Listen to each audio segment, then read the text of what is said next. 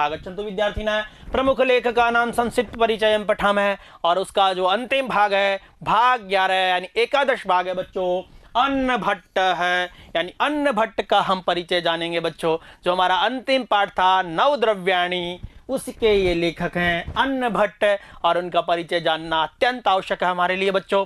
इससे पहले हम महात्मा गांधी के बारे में जान चुके हैं और इसके बाद में हमारा जो 13वां पाठ आया था शतमाहो रजस्तमः, वो गीता से लिया गया था बच्चों। और उसी गीता के जो लेखक है एक तरह से वेदव्यास, उनका हम परिचय दूसरे भाग में जान चुके हैं बच्चों। तो हमारा जो अंतिम भाग है 11वां भाग है, उसका हम अध्ययन करेंगे। आइए अन्न भट्ट जी के बारे में जानते हैं बच्चों। न्याय शास्त्र परंपरायाम, यानी न्याय शास्त्र की परंपरा में सुप्रसिद्ध श्रीमद अन्न भट्ट दक्षिणात्य तेलंगो ब्राह्मण है आसीत, यानी न्याय शास्त्र की परंपरा में सुप्रसिद्ध और अन्न भट्ट दक्षिणात्य तेलंग ब्राह्मण थे। दक्षिण के रहने वाले दक्षिणवासी थे और कौन से ब्राह्मण थे? तेलंग ब्राह्मण थे।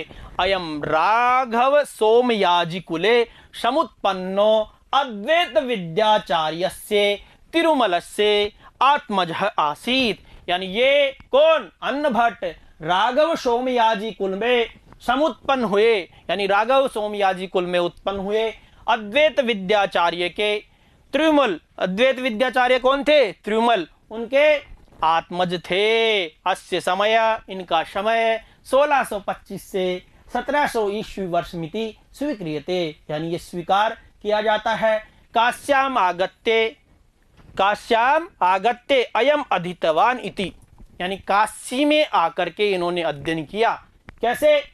काशी गमन मात्रेण नान्नम भट्टायते द्विज, यानी जो ये पंक्ति है ना, काशी गमन मात्रेण नान्न भट्टायते द्विज, जो ये पंक्ति है उसी से ये सिद्ध होता है कि ये इन्होंने काशी में आकर के अध्ययन किया। इति लोकोक्त्या विज्ञायते, इस लोकोक्ति से क्या है? ये जाना जाता है कि इन्होंने काशी में आकर के अध्ययन किया।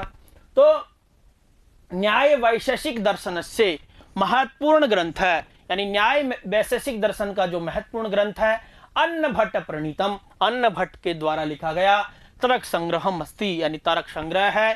तर्क संग्रहे सप्त पदार्थानाम, यानी तर्क संग्रह में 7 पदार्थों का भेद अभेद उपभेद सहितम, यानी भेद और उपभेद के साथ में सरल भाषया विवेचनम अस्ति, यानी सरल भाषा में विवेचन है। पदार्थ वर्णने, यानी पदार्थ वर्णन में अन्य विषय विवेचने, अन्य विषय विवेचन में समानतया, समानता से ग्रंथोऽयं, जो ये ग्रंथ है न्याय शास्त्र नामना अभिज्ञायते, इस ग्रंथ को किस नाम से भी जाना जाता है? न्याय शास्त्र नाम के ग्रंथ से भी इसको जाना जाता है। किसको? तर्क संग्रह को। न्याय शास्त्र से सुप्रसिद्ध ग्रंथोऽयं लोकप्रियता दृष्टया अद्वितीय, यानी न्याय शास्त्र की जो सुप्रसिद्ध जो ग्रंथ है उसकी लोकप्रियता की दृष्टि से ये क्या है? अद्वितीय है। वस्तुतः तार्किक तत्वानाम अवबोधाय तर्क संग्रह सरलम बोधगम्यम चास्ति, यानी वस्तुतः तार्किक जो तत्वों के अवबोधन के लिए तर्क संग्रह सरल और बोधगम्य है बच्चों।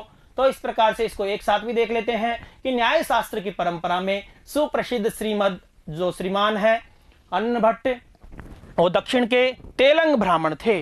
उनका जन्म राघव सोमयाजी कुल में हुआ था और वो किसके पुत्र थे? तिरुमल के पुत्र थे। और इसी इनका समय है वो 1625 से लेकर के 1700 ईस्वी तक स्वीकार किया जाता है। काशी में आकर के इन्होंने अध्ययन किया। इस उक्ति से ये सिद्ध होता है काशी गमन मात्रेण नान्न भट्टायते द्विज, यानी काशी गमन मात्र से ही जो अन्न भट्ट है वो द्विज हुए बच्चों। यानी द्विज का मतलब जो शिक्षा ग्रहण कर लेता है ना, तो इस प्रकार से इस संदर्भ में इसको ले सकते हैं। ये लोकोक्ति से ज्ञात होता है। और न्याय वैशेषिक दर्शन का जो महत्वपूर्ण ग्रंथ है वो अन्न भट्ट के द्वारा लिखा गया क्या है? तर्क संग्रह है। और तर्क संग्रह में 7 पदार्थों का भेद और उपभेद सहित सरल भाषा में क्या है? विवेचन है बच्चों। पदार्थ का वर्णन अन्य विषय विवेचन में, यानी पदार्थ वर्णन और अन्य विषय के विवेचन में समानता के कारण इस ग्रंथ को न्याय शास्त्र के नाम से भी जाना जाता है। न्याय शास्त्र से सुप्रसिद्ध ग्रंथ, लोकप्रियता की दृष्टि से भी ये क्या है? अद्वितीय है।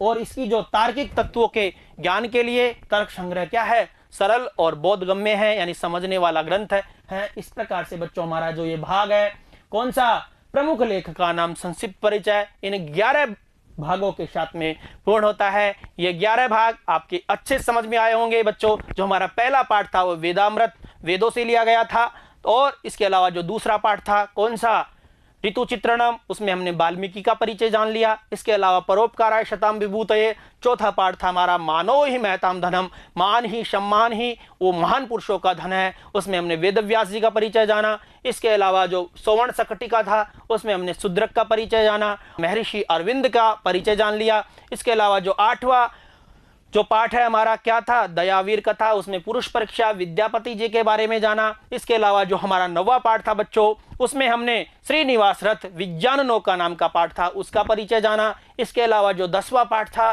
कंथा माणिक्यम, उसमें हमने अभिराज राजेंद्र मिश्र जी के बारे में जान लिया। इसके अलावा जो 11वां पाठ था ईशा कुत्रास्ति, उसमें हमने रविंद्रनाथ टैगोर जी का अध्ययन कर लिया। इसके अलावा हमने जो 12वां पाठ था गांधी ने संस्मरणम, उसमें हमने महात्मा गांधी जी के बारे में जान लिया बच्चों। इसके अलावा जो सत्व माहो रजस्तम है, यानी 13 पाठ था बच्चों, उसमें हमने गीता और वेद व्यास जी का हम परिचय पहले ही जान चुके हैं। इसके अलावा जो 14वां और अंतिम पाठ था हमारा कौन सा, सब 9 द्रव्याणी, उसके जो ये लेखक थे अन्न भट्ट। तो इस प्रकार से हमारे ये 11 भाग, कवि परिचय और पुस्तक संपूर्ण हुई। तो ये सब समस्त प्रकार के भाग और समस्त पुस्तक आपके अच्छे से समझ में आई होगी। इसी आशा के साथ में धन्यवाद, पुनर्मिलामः, नमो नमः।